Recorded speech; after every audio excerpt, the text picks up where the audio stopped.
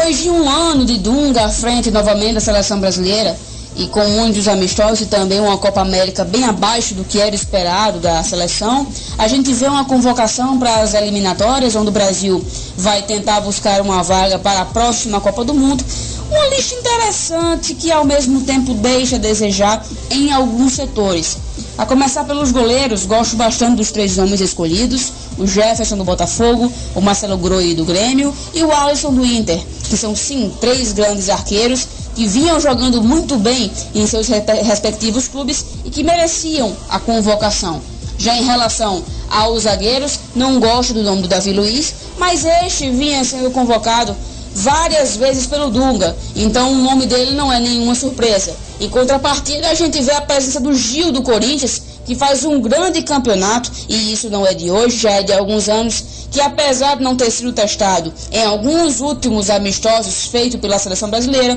mostra sim que é um grande zagueiro e que pelo menos deve ficar no banco de reservas da amarelinha. O Miranda, da Inter de Milão, o Marquinhos do Paris Saint-Germain completam os zagueiros da seleção e sim, são 2 grandes nomes e que merecem fazer parte da seleção hoje, muito pelo que eles têm rendido, tanto para os seus clubes, como também pelos que eles têm apresentado na seleção brasileira. Os laterais, a gente pode, por exemplo, questionar a figura do Rafinha na seleção, porque não vem jogando bem no Bayern e também deixa a desejar com a seleção brasileira. Felipe Luiz já era figurinha carimbada, assim como também o Marcelo, que é um grande lateral, que faz também sempre boas campanhas com o Real Madrid e que não poderia ficar de fora de uma seleção brasileira novamente. Os volantes não tem nenhuma surpresa, Luiz Gustavo, Fernandinho e Elias são sim os nomes ideais para a seleção brasileira e de fato não vejo nenhum problema em suas convocações, muito pelo contrário, o Dunga acerta nessa. E nos meias, a surpresa do Renato Augusto na seleção, porque não foi convocado nenhuma vez nos amistosos, mas depois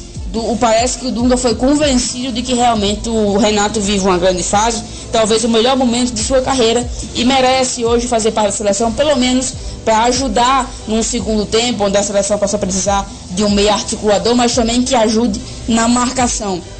A gente também tem o Douglas Costa, que faz uma grande fase no Bayern de Munique, Lucas Lima, que também vive grande fase no Santos, William do Chelsea, Coutinho do Liverpool, e a gente pode até contestar o nome do Oscar, muito porque apesar de ser um bom jogador, quando chega na seleção não rende o que é esperado, e por isso fica o questionamento. E obviamente também o destaque para os atacantes, que muitos sentiram falta da presença de um nome como, por exemplo, do Ricardo Oliveira, que apesar de ser veterano, é um grande jogador, que está fazendo um campeonato incrível com o Santos e mostra um poderio de finalização muito interessante, que poderia ser pelo menos saudável para a seleção em um segundo tempo, onde talvez a gente estivesse precisando daquele cara para colocar a bola para o fundo da rede. Mas o Dunga preferiu não apostar nesse jogador e também preferiu não apostar, por exemplo, em Alexandre Pato, que também faz uma boa função hoje na ponta esquerda no São Paulo e que poderia figurar hoje na seleção brasileira, mas parece que o Dunga não se dá por satisfeito. Em relação a Lucas Moura, do Paris Saint-Germain, Hulk do Zenit e Firmino, o nome que eu contesto é justamente o atacante do Liverpool, Firmino, que não vem fazendo uma boa campanha, uma boa temporada até agora. O rendimento tem caído bastante e por isso para mim não merecia ser convocado. Já em relação a Lucas Moura, demorou muito para ser convocado e merece figurar hoje na seleção. E o Hulk fez 2 bons amistosos recentemente, fez 2 gols inclusive, e obviamente por isso carimbou a sua vaga. É uma seleção interessante, que tem uma boa base, que dá sim para colher frutos, mas vai depender da filosofia do Dunga, que muitas vezes parece muito mais imediatista do que em busca de resultados e de qualidade. Vamos ver como é que a seleção vai se comportar nos primeiros 2 jogos das eliminatórias.